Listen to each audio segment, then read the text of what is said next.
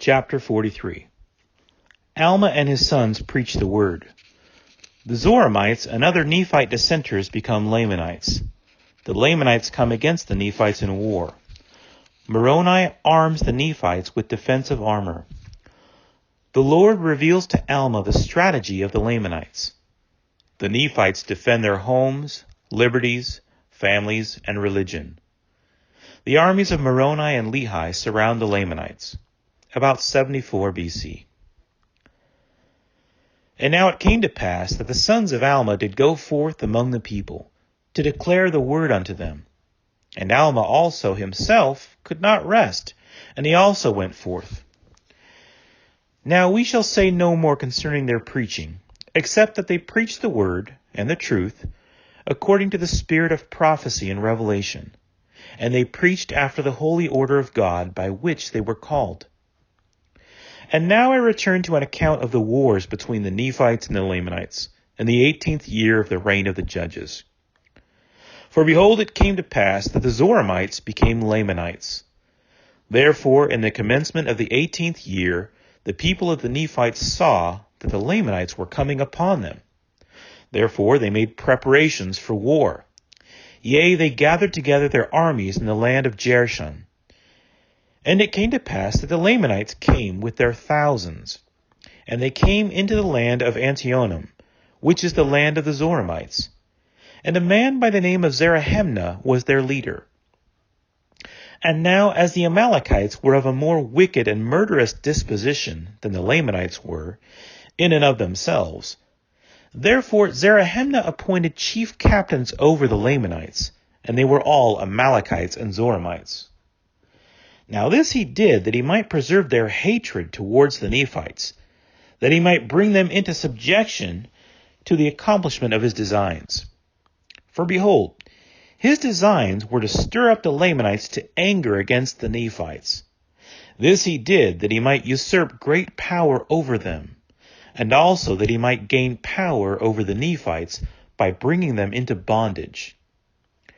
And now the design of the Nephites was to support their lands and their houses and their wives and their children, that they might preserve them from the hands of their enemies, and also that they might preserve their rights and their privileges, yea, and also their liberty, that they might worship God according to their desires.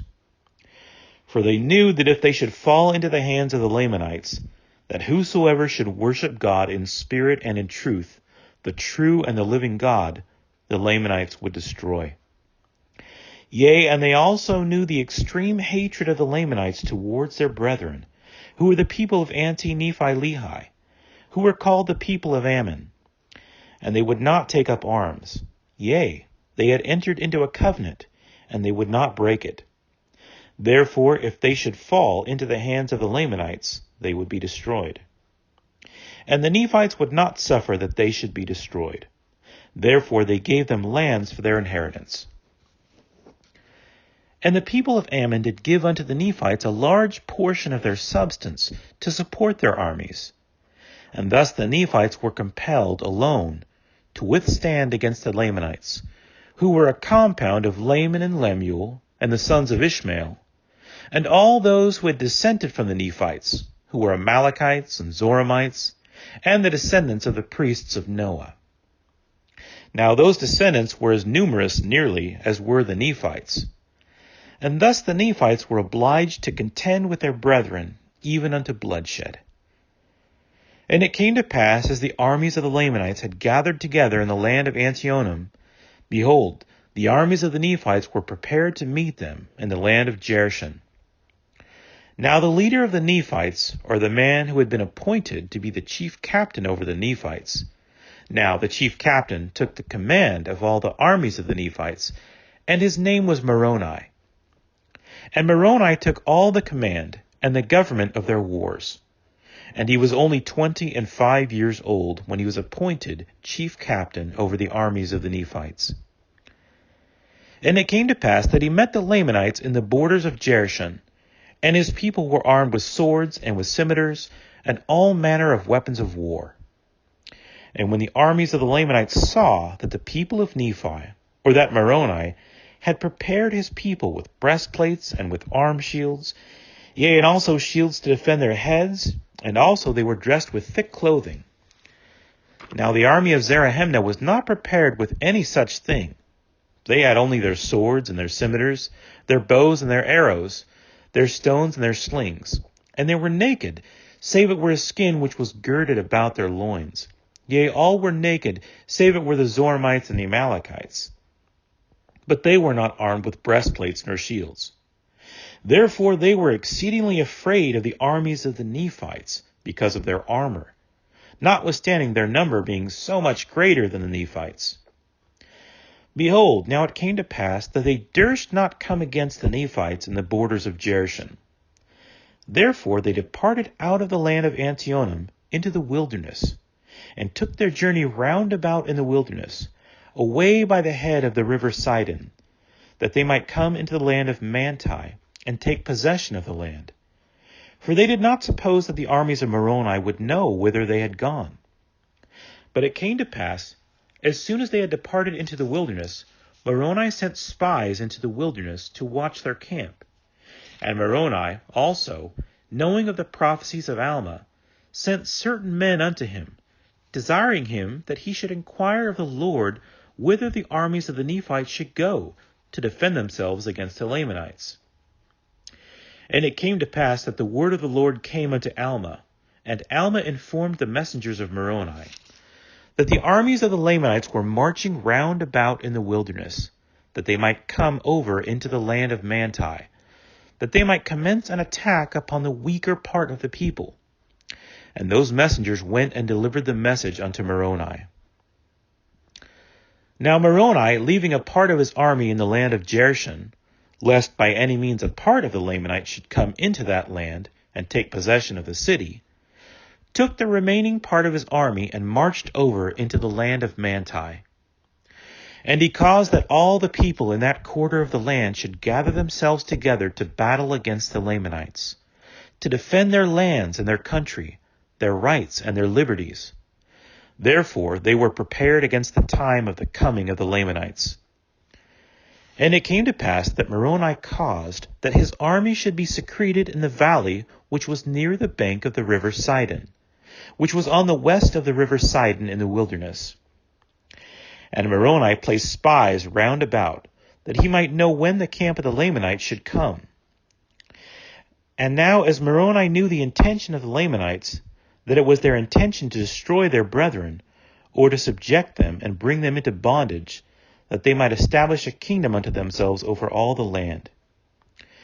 And he also, knowing that it was the only desire of the Nephites to preserve their lands, and their liberty, and their church, therefore he thought it no sin that he should defend them by stratagem. Therefore he found by his spies which course the Lamanites were to take. Therefore he divided his army, and brought a part over into the valley, and concealed them on the east, and on the south of the hill Riplah. And the remainder he concealed in the west valley, on the west of the river Sidon, and so down into the borders of the land Manti. And thus having placed his army according to his desire, he was prepared to meet them. And it came to pass that the Lamanites came up on the north of the hill, where a part of the army of Moroni was concealed. And as the Lamanites had passed the hill Riplah, and came into the valley, and began to cross the river Sidon, the army which was concealed on the south of the hill, which was led by a man whose name was Lehi, and he led his army forth and encircled the Lamanites about on the east in their rear. And it came to pass that the Lamanites, when they saw the Nephites coming upon them in their rear, turned them about, and began to contend with the army of Lehi.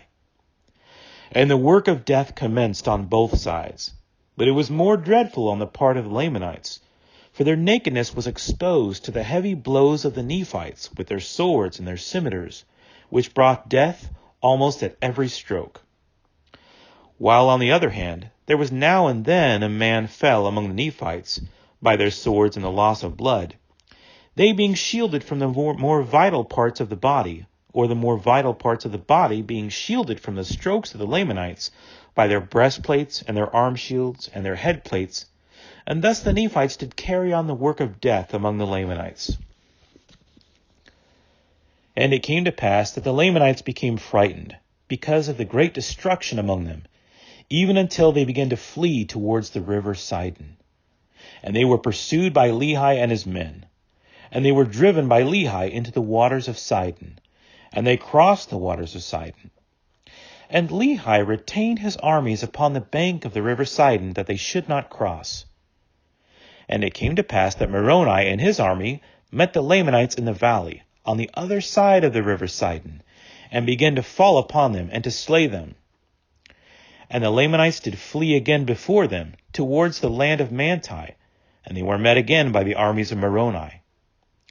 Now in this case the Lamanites did fight exceedingly. Yea, never had the Lamanites been known to fight with such exceedingly great strength and courage. No, not even from the beginning. And they were inspired by the Zoramites and the Amalekites, who were their chief captains and leaders, and by Zarahemnah, who was their chief captain, or their chief leader and commander. Yea, they did fight like dragons, and many of the Nephites were slain by their hands. Yea, for they did smite in two many of their headplates, and they did pierce many of their breastplates, and they did smite off many of their arms. And thus the Lamanites did smite in their fierce anger. Nevertheless, the Nephites were inspired by a better cause, for they were not fighting for monarchy nor power, but they were fighting for their homes and their liberties, their wives and their children, and their all, yea, for their rights of worship and their church. And they were doing that which they felt was the duty which they owed to their God. For the Lord had said unto them, and also unto their fathers, that, inasmuch as ye are not guilty of the first offense, neither the second, ye shall not suffer yourselves to be slain by the hands of your enemies. And again, the Lord has said that, ye shall defend your families even unto bloodshed. Therefore, for this cause were the Nephites contending with the Lamanites, to defend themselves and their families and their lands, their country and their rights and their religion. And it came to pass that when the men of Moroni saw the fierceness and the anger of the Lamanites, they were about to shrink and flee from them.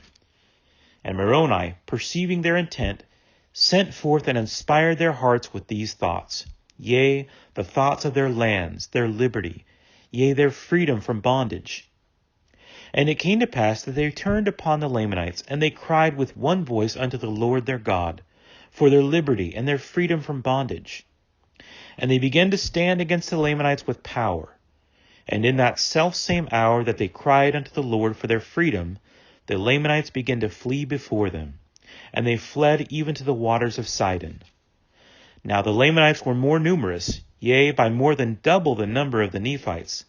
Nevertheless, they were driven, insomuch that they were gathered together in one body in the valley, upon the bank by the river Sidon. Therefore the armies of Moroni encircled them about, yea, even on both sides of the river. For behold, on the east were the men of Lehi.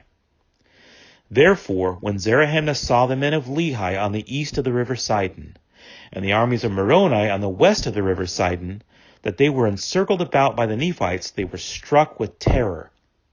Now Moroni, when he saw their terror, commanded his men that they should stop shedding their blood.